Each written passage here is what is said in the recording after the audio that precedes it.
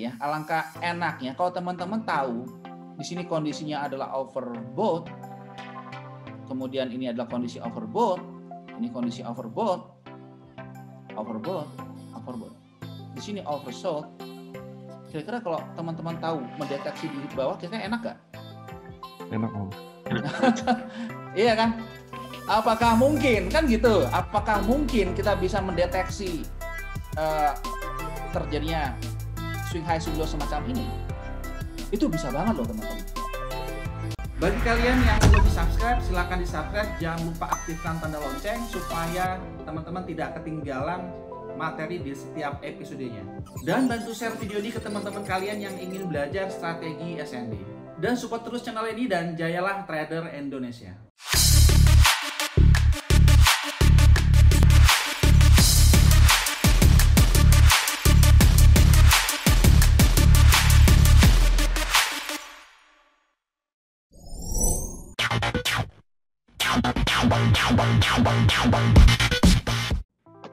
Yes, oke, kita akan lanjut ya materi untuk malam ini. Dan malam ini ada satu topik yang ini agak sedikit ringan, tetapi ini lumayan berbobot ya.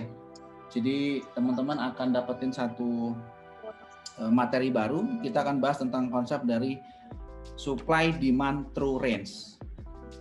Saya pengen tanya nih, teman-teman pernah dengar nggak supply demand true range? Belum Om. Belum. Baru ini ya? Iya Om. Ya. Secara kebetulan memang supply demand true range ini saya yang nyiptain sendiri sebenarnya. Jadi ini semacam hasil riset yang saya lakukan, kemudian saya melihat pola-pola yang terjadi berulang dan memang sepertinya ini satu pola yang bisa diandalkan. Nah, tapi satu hal yang saya mau kasih tahu ke teman-teman adalah begini. Supply demand true range ini pada dasarnya hanya sebagai sebuah tools tambahan. Ya, hanya sebagai tambahan saja. Tools utamanya tetap menggunakan top down analysis. Jadi kalau teman-teman nanti tahu konsep top down analysis, maka ini akan memudahkan sekali teman-teman memahami tentang konsep dari supply demand true range. Pergerakan harga di market itu kan nggak pernah bergerak lurus ya. Betul ya teman-teman ya? Contoh kayak di sini nih. Apakah harga bergerak lurus walaupun ini adalah downtrend? Enggak. Ya kan? Yang terjadi di market dia pasti akan bergerak gini. Bergerak terjadinya sebuah kondisi yang kita sebut sebagai pergerakan zigzag semacam ini. Ya, terjadinya zigzag semacam ini adalah satu pergerakan yang memang secara natural terjadi di market. Kenapa demikian? Karena memang pada dasarnya naik dan turunnya market ini karena ada faktor fear dan greedy yang yang tanpa disadari dilakukan oleh para pelaku pasar, dalam ini adalah manusia itu sendiri. Di mana ada faktor greed dan greedy, itu adalah hal yang normal sekali. Sehingga terbentuklah pergerakan harga naik dan turun. Ya, alangkah enaknya kalau teman-teman tahu di sini kondisinya adalah overbought, kemudian ini adalah kondisi overbought, ini kondisi overbought, di sini oversold. Kira-kira kalau teman-teman tahu mendeteksi di bawah, kira-kira enak nggak? Enak Om. Iya kan? Apakah mungkin kan gitu? Apakah mungkin kita bisa mendeteksi terjadinya swing high swing low semacam ini? Itu bisa banget loh teman-teman. Ketika kita lihat dari sini ini lagi bullish, tapi kita tahu bahwa ketika dia menghantam time frame besarnya, maka tren downtrendnya akan kembali lanjut turun. Sama dengan contoh di sini. Mungkin kalau kita lihat dari sini ini kondisinya bullish trend, tapi begitu sampai area ini kita tahu bahwa ini kemungkinan akan berhenti dari bullish menjadi bearish. Dan sekarang ini lagi proses terjadi perubahan dari bullish ke bearishnya. Dalam arti begini. Kalau yang terjadi adalah terjadi sebuah kondisi bullish trend, maka kemungkinan besar akan terjadi sebuah pembalikan, reversal. Gitu ya.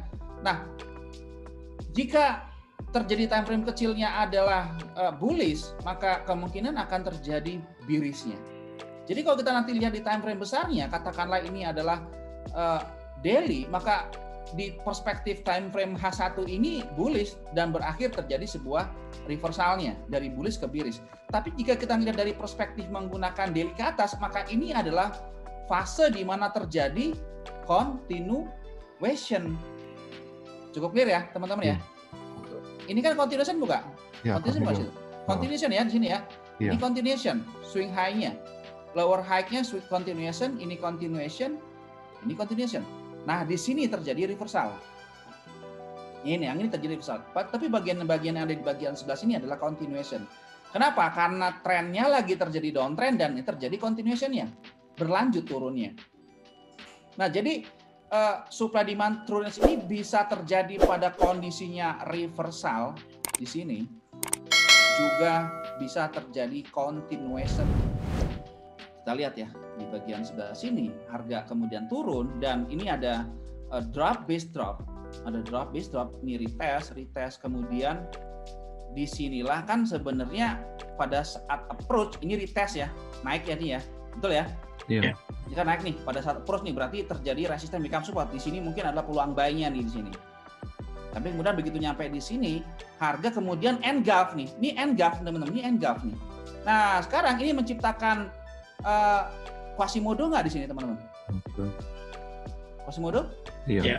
Yes, Quasimodo. Dan ketika tanggal 31 ini turun dan ini engulf, maka teman-teman sebenarnya udah punya apa ya? Udah punya bayangan bahwa iya, udah punya gambaran bahwa berarti trennya ini sudah terjadi, pembalikan sudah terjadi, betul? Contoh kayak di sini, apakah ini nanti berhasil break? Ya, saya nggak tahu. Bisa aja naik ke atas, itu bisa banget. Nah, disinilah akan jadi sebuah validasi, teman-teman. Nah, kalau nanti tiba-tiba akan begini terjadinya, break, confirm break semacam ini, ya berarti sudah sah terjadi reversal. Tapi kita sekarang punya skenario. Kalau ini nanti berhasil break dan membuat store market membuat lower low, gitu ya, maka kita bisa in case akan cari peluang sell kembali karena ini ketika dia break membuat swap zone kan gitu, ya kan? Drop base drop, ya enggak? Ini kan ada nih, ada base nih. Tuh lihat. Nah, kita bisa expect harga untuk begini kan gitu. Itu dia.